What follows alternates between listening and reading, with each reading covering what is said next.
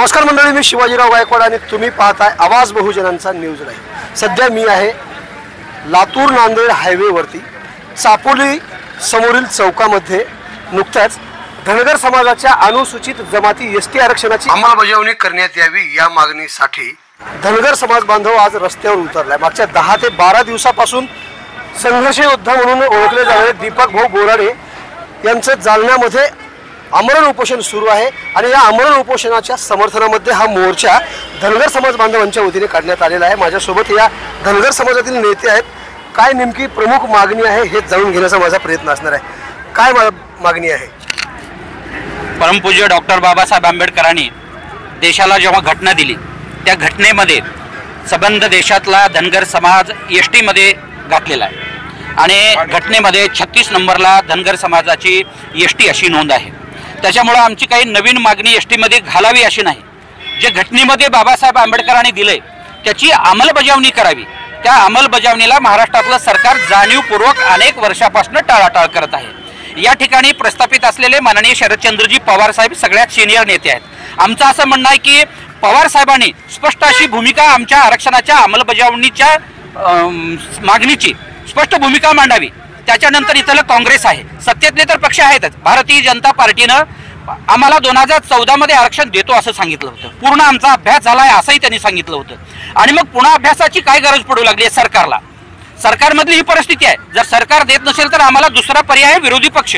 विरोधी पक्षाची सुद्धा महाराष्ट्रामध्ये आज अशी परिस्थिती निर्माण झाली आहे की आमच्या आरक्षणाच्या अंमलबजावणीवरती माननीय शरदचंद्रजी पवार साहेब बोलत नाहीत। काँग्रेस, राष्ट्रीय काँग्रेस जी आहे देशातली सर्वात मोठा पक्ष, त्या काँग्रेस पक्षाचे प्रदेशाध्यक्ष सुद्धा बोलत नाहीत। शिवसेनेचे माननीय उद्धव ठाकरे साहेब तेही बोलत नाहीत या ठिकाणी। आणि एकनाथ शिंदे साहेबाची शिवसेना असेल, अजितदादा पवार साहेबांची राष्ट्रवादी काँग्रेस असेल, एकही प्रमुख नेता आमच्या धनगरांच्या एसटीच्या आरक्षणाच्या अंमलबजावणीवरती आज बोलायला तयार नाही। आमचं असं स्पष्ट म्हणणं आहे, काय आमच्या आरक्षणाची अंमलबजावणी होऊ शकते का नाही ते तरी एकदा आम्हाला स्पष्ट सांगा। म्हणजे येणाऱ्या काळामध्ये निवडणुकीमध्ये आम्हाला काय भूमिका घ्यायची ते तरी आम्हाला ठरवता येईल। आणि असं म्हणून या ठिकाणी बोराडे साहेब 15 दिवसापासून जालन्याला उपोषणाला बसलेले आहेत आणि त्या निमित्तानं पुन्हा एकदा धनगराच्या एसटीचा आरक्षणाच्या अंमलबजावणीचा विषय ऐरणीवरती आलेला आहे आणि म्हणून त्यांच्या समर्थनार्थ महाराष्ट्रामध्ये प्रत्येक जिल्ह्यामध्ये रास्ता रोकोचं आंदोलन आज केलं जात आहे। तेही आंदोलन आम्ही या चाकूर तालुक्यातील चापूर या ठिकाणी हे आंदोलन आम्ही केलेलं आहे।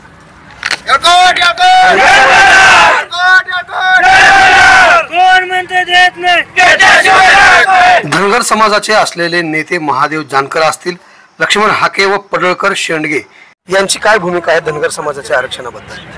आता खरं तर हे सगळे समाजाचे नेते महादेव जानकर साहेब असतील, गोपीचंद पडळकर साहेब असतील, आमचे शेंडगे अण्णा असतील, लक्ष्मण हाके साहेब असतील, हे सगळे धनगर समाजाचे नेते। त्यांनी त्यांच्या परीनं त्यांची जेवढी काय क्षमता आहे तेवढं त्यांनी काम केलंय, ते करू लागलेत।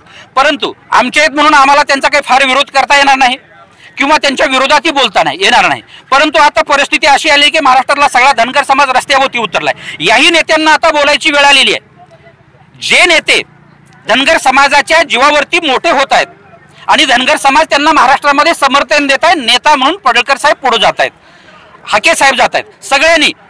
आता हाके साहेबांनी ओबीसीचा विषय घेतला, पडळकर साहेबांनी आरक्षणाचा विषय घेतला, आमदारकी भेटली। काय आता एसटीच्या आरक्षणावरती त्यांनी पक्षाला बोललं पाहिजे, पक्षाला वेठीस धरलं पाहिजे। दुसरे विषय घेत आहेत, काय विद्यापीठाला एलदेवीचं नाव दिलं पाहिजे, तोही आमच्या अस्मितेचा विषय। परंतु आम्हाला आरक्षणापासून भटकावू नका। आमची धनगर समाजातल्या नेत्यांना नम्रतेची विनंती आहे, आपला समाज आपल्याच नेत्यावरती बोलायची आम्हाला वेळ येऊ देऊ नका। आदरणीय पडळकर साहेब असतील, आमचे शेंडगे अण्णा असतील, या ठिकाणी माधगाव जानकर साहेब असतील, यांच्यावरती प्रचंड असं धनगर समाजाने महाराष्ट्रातल्या प्रेम केलेलं आहे, आम्ही प्रेम केलेलं आहे, आता पुढच्याही काळामध्ये आम्ही करणार आहोत। परंतु आरक्षणाच्या विषयावरती आमच्या सोबत खेळ करू नका, धनगरांच्या मताचं राजकारण या ठिकाणी करू नका। आमच्या मताचा वापर, आमच्या मुडक्याचा वापर धनगर समाजाच्या नेत्यांनी केलेला आम्ही या पुढच्या काळामध्ये खपवून घेणार नाही। राज्य शासनाने याकडेही तुमच्या मागणीची पूर्तता जर नाही केली तर पुढची भूमिका कशी असणार आहे? दीपक बोराडे साहेब आंदोलनाची जी दिशा ठरवतील, अनेक दिवसापासून एसटी आरक्षणाची अंमलबजावणी करावी म्हणून कुणी आंदोलन केलं नव्हतं। आम्ही वाट पाहिली आम्ही लक्ष्मण हाके सरांची वाट पाहिली, पडळकर साहेबांची वाट पाहिली, आम्ही सगळ्यांची वाट पाहिली, परंतु दीपक बोराडे साहेबांनी हे आंदोलन आता उभं केलंय. दीपक बोराडे साहेब जशी दिशा देतील आंदोलनाला त्याप्रमाणे आम्ही पुढच्या काळामध्ये आंदोलन करू. या पुरुष मंडळींसोबत काही महिलांचा सुद्धा या आंदोलनामध्ये सहभाग आहे. एक युवती भारतीय संविधानाचं पुस्तक घेऊन याच आंदोलनामध्ये सहभागी झालेली आहे. काय सांगायचं मागणीबद्दल? आमचं सुद्धा ज्याप्रमाणे सर्व मुलांचं भविष्य असतं, आमचं सुद्धा भविष्य आहे. आमचे सुद्धा काही अपेक्षा आहेत, आमचे सुद्धा काही स्वप्न आहेत.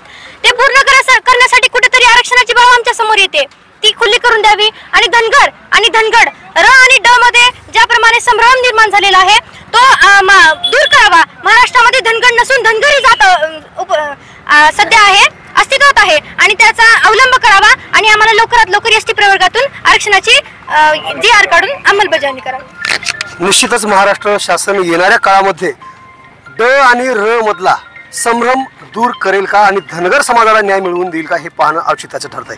ताजे आणि महत्त्वाचे अपडेट पाहण्यासाठी पाहत राहा आवाज बहुजनांचा न्यूज लाईव्ह करता शिवाजीराव गायकवाड, अहमदपूर, लातूर. आवाज बहुजनांचा.